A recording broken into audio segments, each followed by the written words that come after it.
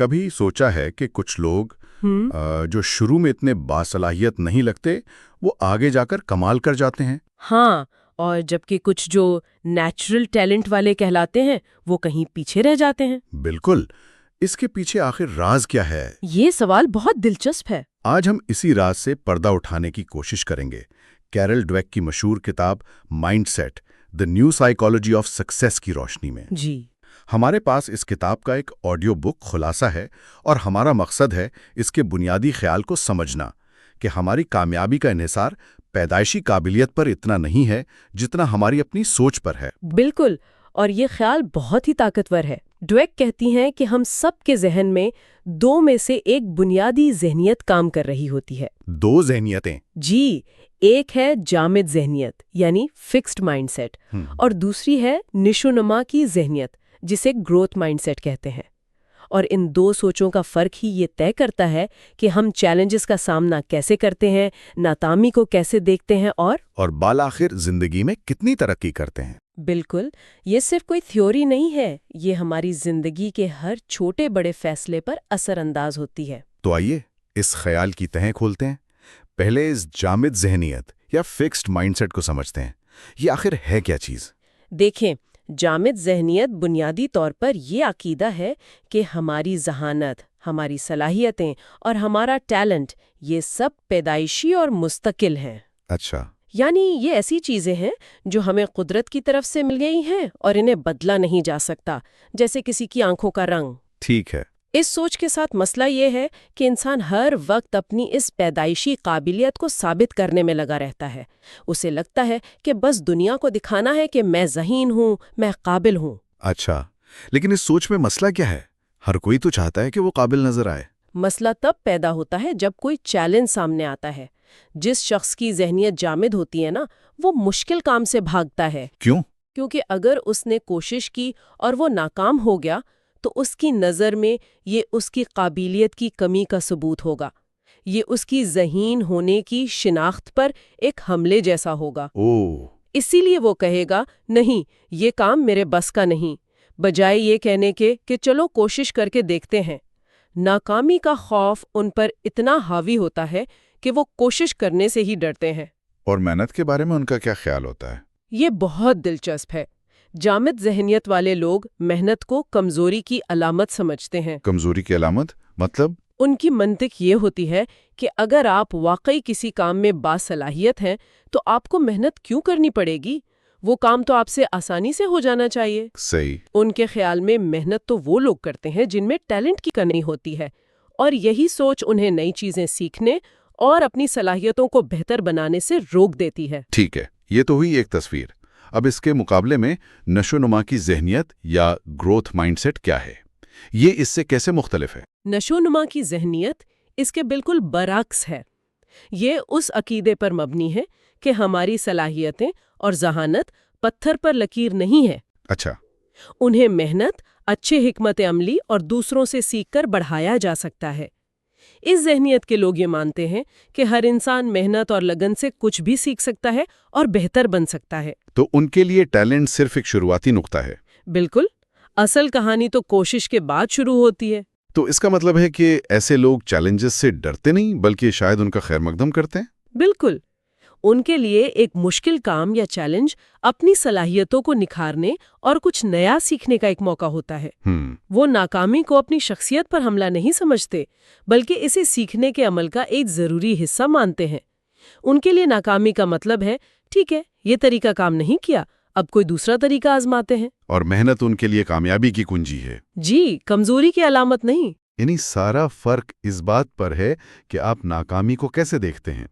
ایک کے لیے یہ ایک فل سٹاپ ہے، آپ کی قابلیت کا حتمی فیصلہ، اور دوسرے کے لیے یہ سیکھنے کے سفر کا ایک حصہ ہے، ایک آزمائش۔ قوما، آپ نے بالکل صحیح خلاصہ کیا۔ اور یہی ایک بنیادی فرق ہماری زندگی کے ہر شعبے پر اثر ڈالتا ہے، چاہے وہ تعلیم ہو، کھیل ہو، کاروبار ہو یا ہمارے ذاتی تعلقات۔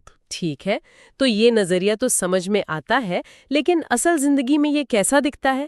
مطلب اسکول میں، دفتر میں، کھلاڑیوں میں اس کا کوئی حقیقی فرق نظر آتا ہے؟ بالکل نظر آتا ہے۔ تعلیم سے شروع کرتے ہیں۔ آپ نے اکثر بچوں کو یہ کہتے سنا ہوگا، مجھ سے ریاضی نہیں ہوتی، یا میں ڈرائنگ میں اچھی نہیں ہوں۔ ہاں، بہت عام ہے یہ۔ یہ جامد ذہنیت کی کلاسک مثال ہے۔ جب ایک بچہ یہ مان لیتا ہے کہ وہ کسی مضمون میں کمزور ہے تو وہ اس میں محنت کرنا چھوڑ دیتا ہے۔ ایک مشکل سوال اس کے اس عقیدے کو مزید مضبوط کر دیتا ہے کہ وہ اس قابل نہیں ہے، جبکہ نشوونما کی ذہنیت والا بچہ اسی مشکل سوال کو ایک پہیلی سمجھے گا۔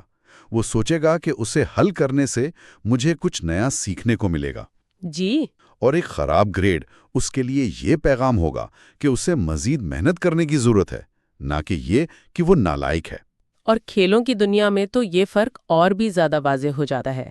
یہاں ٹیلنٹ کی بہت بات ہوتی ہے، لیکن تاریخ گواہ ہے کہ سب سے بڑے چیمپئن صرف باصلاحیت نہیں تھے، بلکہ ان کی ذہنیت نشوونما والی تھی۔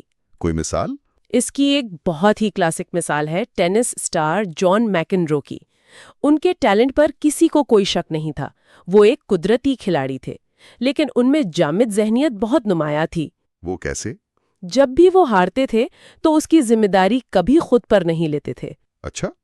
وہ ہمیشہ بیرونی عوامل پر الزام ڈالتے تھے، امپائر کی خراب کال، خراب موسم، تماشائیوں کا شور۔ وہ یہ ماننے کو تیار نہیں تھے کہ شاید ان کے مخالف نے اس دن بہتر کھیلا یا انہیں خود کو مزید بہتر کرنے کی ضرورت ہے۔ تو ٹیلنٹ ہونے کے باوجود وہ ذہنیت انہیں آگے بڑھنے سے روک رہی تھی۔ ایسا ہی لگتا ہے۔ ان کا سب سے بڑا مقابلہ ہمیشہ کورٹ کے باہر اپنے ہی ذہن میں ہوتا تھا۔ اور اس کے برعکس کوئی مثال؟ سب سے بہترین مثال مائیکل جارڈن کی ہے۔ آج ہم انہیں تاریخ کا سب سے بڑا باسکٹ بال کھلاڑی مانتے ہیں، لیکن انہیں ہائی اسکول میں اپنی اسکول کی ٹیم سے نکال دیا گیا تھا۔ بالکل، ایک جامد ذہنیت والے نوجوان کے لیے یہ ایک تباہ کن ناکامی ہو سکتی تھی۔ وہ شاید باسکٹ بال ہی چھوڑ دیتا۔ صحیح۔ لیکن جارڈن نے اس ناکامی کو اپنی تحریک بنایا۔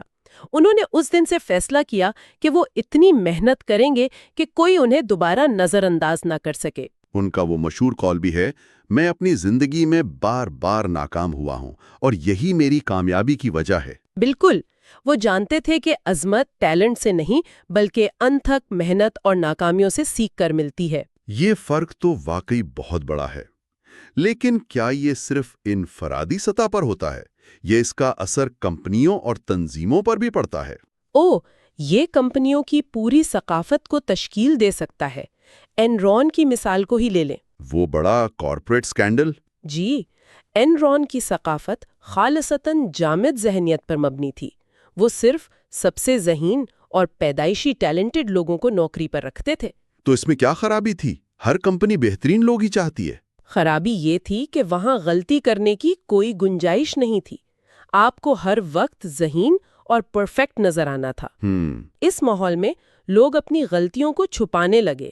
کسی نے یہ نہیں مانا کہ کوئی پروجیکٹ ناکام ہو رہا ہے یا کوئی آئیڈیا غلط ہے۔ اور وہ رینک اینڈ یینک والا سسٹم بھی تو تھا ان کا۔ جی، جہاں ہر سال مینیجرز کو اپنے 15% ملازمین کو سب سے نچلی رینکنگ دے کر نوکری سے نکالنا پڑتا تھا۔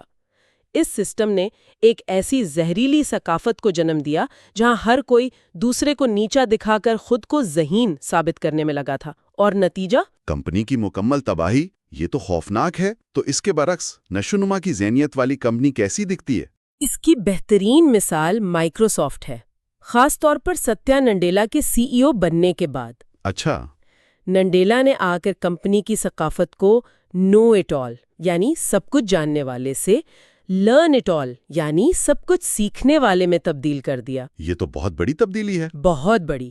انہوں نے ملازمین کو تجربات کرنے، خطرات مول لینے اور ناکامیوں سے سیکھنے کی ترغیب دی۔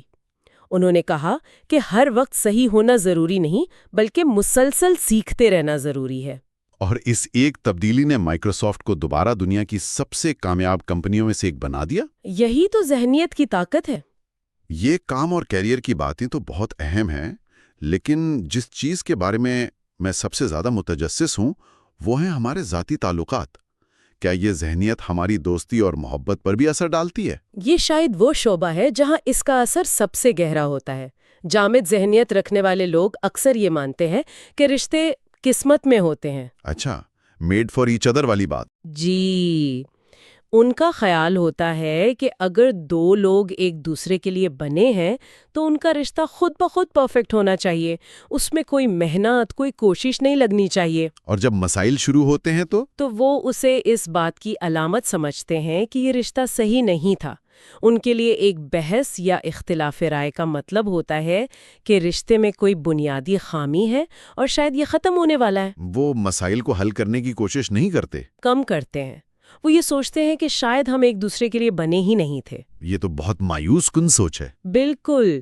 دوسری طرف نشومما کی ذہنیت والے لوگ سمجھتے ہیں کہ ایک مضبوط رشتہ بنایا جاتا ہے، یہ آسمان سے نہیں اترتا۔